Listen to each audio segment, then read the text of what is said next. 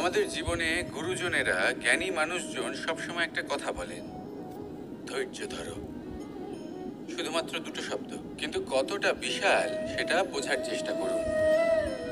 ছোট একটা অস্ত্র হাতে নিন এবং একটা বিশাল পর্বতে নিরন্তর প্রহার করতে থাকুন। ধৈর্য ধরে সেই কাজ করতে থাকুন। এমন একদিন আসবে, এই বিশাল পর্বতে আপনি একটা পথ তৈরি করবেন। কোনো ধনুর্ধর যখন নিজের বিদ্যা অর্জন করেন, তখন তাকেও ধৈর্য ধরতে হয়, তার নিজেকে সময় দিতে হয়, তবেই সে ধনুর্বিদ্যা শিখতে পারে। সেইভাবে আমাদের জীবনেও ধৈর্য ধরার খুব প্রয়োজন। পরিবারে ধৈর্য রাখতে পারলে তাহলে আস্তে আস্তে দেখবেন প্রেম বৃদ্ধি পাচ্ছে। সমাজে যদি ধৈর্য রাখতে পারেন, তাহলে আস্তে আস্তে এই সমাজ আপনাকে সম্মান করবে। যদি নিজের জীবনে ধৈর্য রাখতে পারেন, তাহলে নিজে থেকেই আত্মবিশ্বাস বাড়বে, নিজের বিকাশ হবে। জীবনে সবই সম্ভব যদি ধৈর্য রাখতে পারেন। হয়তো আস্তে আস্তে হবে, কিন্তু হবে অবশ্যই। শুধু ধৈর্য রাখুন, কারণ ধৈর্যই সব থেকে বড় পুঁজি। আসুন আর আমার সাথে ভালোবেসে বলুন, রাধা রাধা। মানুষ তার জীবনে দুই ধরনের পরিস্থিতিকে খুব ভয় পায়। এক, কোনো কারণবশত কারোর সামনে নত হওয়া। দুই, কোনো কারণে নিজের চরিত্র থেকে, নিজের মূল্যবোধ থেকে বিচ্যুত হওয়া। এবার কেন হয় এরকম যে কথায় কথায় কারোর সামনে নত হতে হয়? কেন বারংবার নিজের চরিত্র থেকে চ্যুত হতে হয়? এরকম কেন হয়? এটা তখনই হয় যখন আমাদের শিক্ষা এবং মূল্যবোধের অভাব থাকে। যদি মানুষের মধ্যে প্রকৃত শিক্ষা থাকে, তাহলে এই সংসারে কোনো সময় এবং কারোর সামনেই নত হওয়ার কোনো প্রয়োজন নেই। যদি মানুষের মধ্যে মূল্যবোধ থাকে, তাহলে তাকে নিজের মূল্যবোধ বা চরিত্র থেকে বিচ্যুত হতে হয় না, তা সে যাই হয়ে যাক না কেন। কোনো বালককে যদি জন্ম থেকেই সুশিক্ষার অধিকারী করা হয়, শিক্ষিত করা হয়, মূল্যবোধের অধিকারী করা হয়, তবে সে এই সংসারে এমন কর্ম করবে যাতে সে নিজেকে, নিজের পরিবারকে, সমগ্র সমাজকে গর্বিত করতে পারে। শিক্ষা লাভ করুন, মূল্যবোধ লাভ করুন এবং আমার সাথে ভালোবেসে বলুন, রাধা রাধা। একটা শব্দ আছে, পরিস্থিতি। অনেক মানুষের মুখে আমরা এই শব্দ শুনি। জীবনে যখন অসফল হই, দুঃখ আসে, সংকট আসে, কোনো বিপদ ঘনিয়ে আসে, তখন সমস্ত দোষ আমরা পরিস্থিতির ওপর চাপিয়ে দিই। আর দেখতে গেলে কোথাও না কোথাও ঠিকই করি। এই পরিস্থিতি প্রত্যেক দিনের মতো পাল্টাতে থাকে, কিন্তু এই দিন, এই রাত, এমন কেউ আছেন যিনি এর উপরেও নিয়ন্ত্রণ সাধন করেন, আর তিনি হলেন সূর্য। ঠিক সেই রকমই আমাদের জীবনেও সূর্য হলো এই মন। যদি এই মনের উপর আমরা নিয়ন্ত্রণ করতে পারি, তাহলে আমরা জীবনকেও নিয়ন্ত্রণ করতে পারবো। প্রথমে এই মনের রাজা হয়ে উঠতে হবে।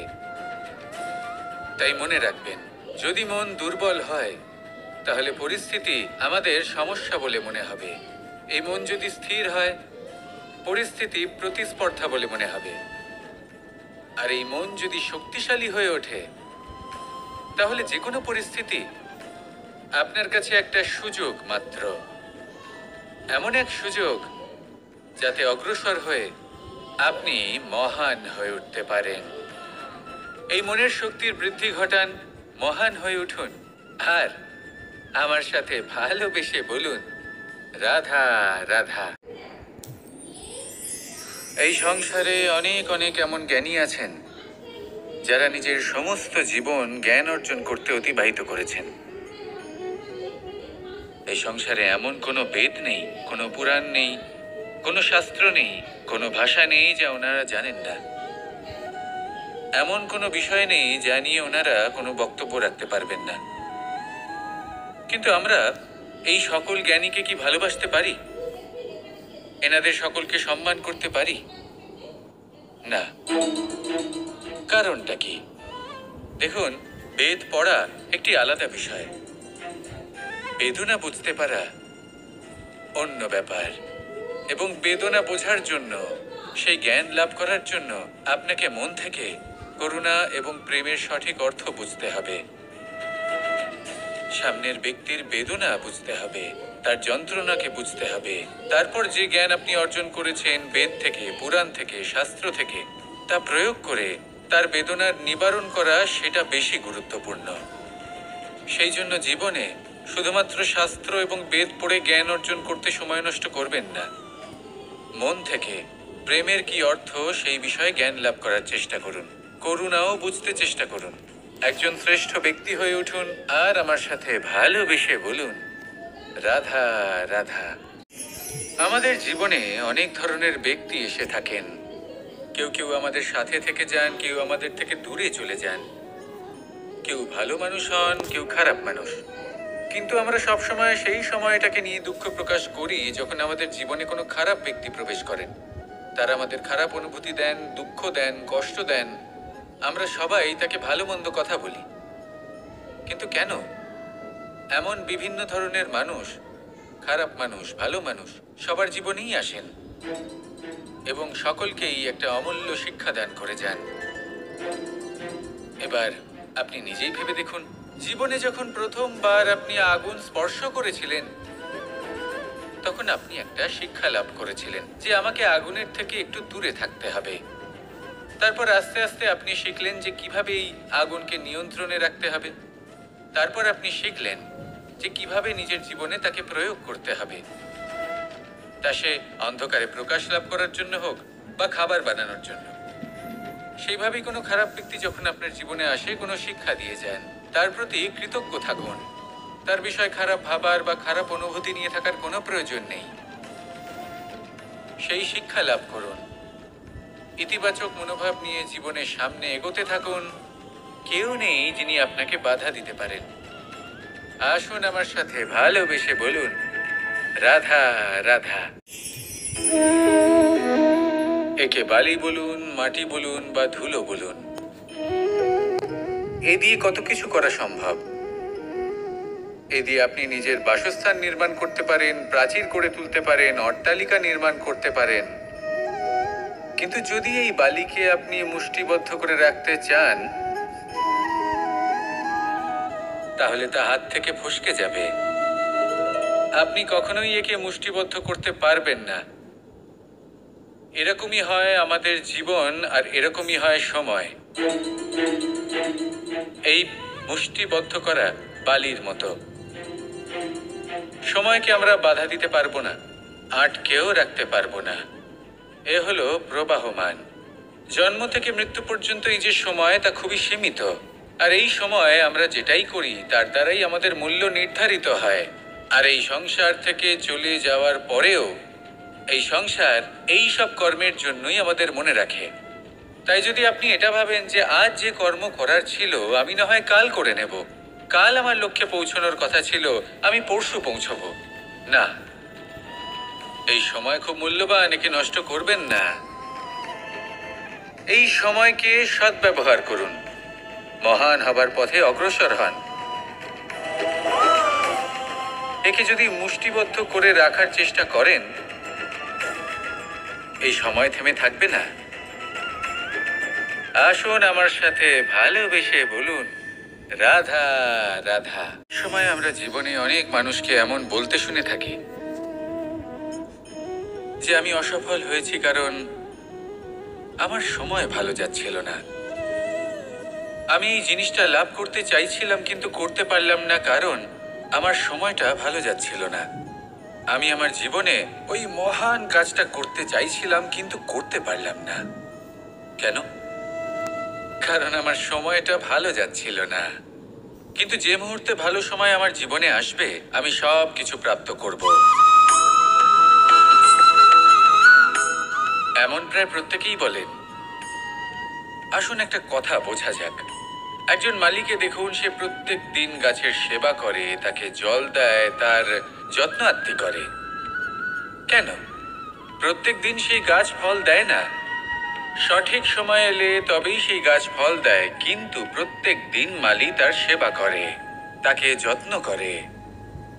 শুধুমাত্র তখন করে না যখন সেই গাছ ফল দিতে সক্ষম। আর যদি মালি গাছের যত্ন প্রতিদিন না করে তাহলে হয়তো সেই গাছ ফল দিতেই পারবে না। এটাই হলো আমাদের জন্য একটা শিক্ষা। যখন সময় আমাদের জন্য অপেক্ষা করে না, তখন আপনি সময়ের জন্য কেন অপেক্ষা করছেন? ভালো সময়ের জন্য অপেক্ষা করবেন না। ভালো এবং শুভ কর্ম দ্বারা ভালো সময়কে নিজের কাছে টেনে আনুন। নিরন্তর কর্ম করুন, পরিশ্রম করতে থাকুন।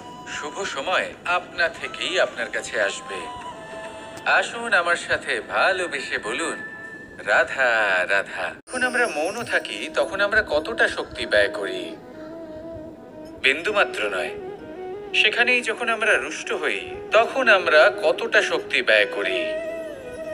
আমাদের রক্ত গরম হয়ে ওঠে, চোখ থেকে যেন অগ্নি বর্ষা হয়। আমরা চিৎকার করতে থাকি, জোরে কথা বলি, কখনো কখনো আমরা অনুচিত কর্ম করে বসি। সবকিছুই ক্রোধের বশে করি। এবার এই ক্রোধকে মৌনতায় পরিণত করতে হবে। এই কাজটা চোখে দেখা যায় না, এই কাজ সরল নয়, এই কাজ হলো অত্যন্ত কঠিন এবং এই কাজই শ্রেষ্ঠ।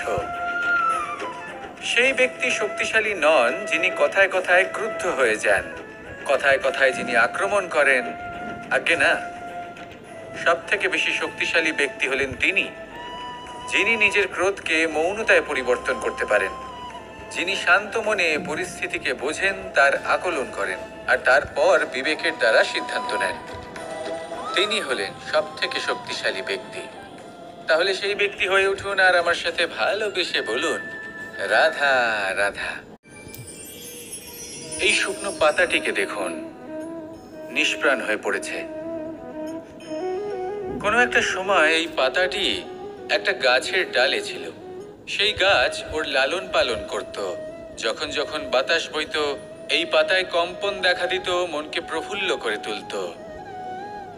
কোনো একদিন এই পাতা গাছের ডাল থেকে ঝরে পড়ে গেল।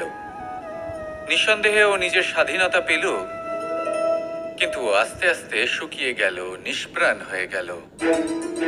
দেখুন, আমি এই কথা বলছি না যে স্বাধীনতা অনুচিত, কখনোই না। কিন্তু যে কোনো পরিস্থিতিতে স্বাধীন হতে চাওয়া এটা নিশ্চিতরূপে অনুচিত।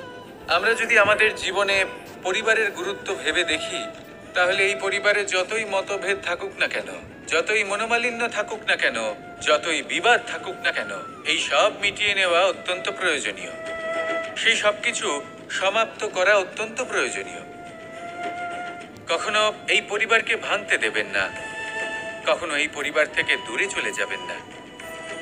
এই পরিবার হলো আমাদের জীবনের একটা অমূল্য সম্পদ, অমূল্য এক আশ্রয়, যা এই সংসারে হয়তো কোথাও আপনি পাবেন না। তাই একে আগলে রাখুন। ভেবে নিন আপনি পাতা আর আপনার পরিবার সেই গাছ। আসুন আমার সাথে ভালোবেসে বলুন, রাধা রাধা।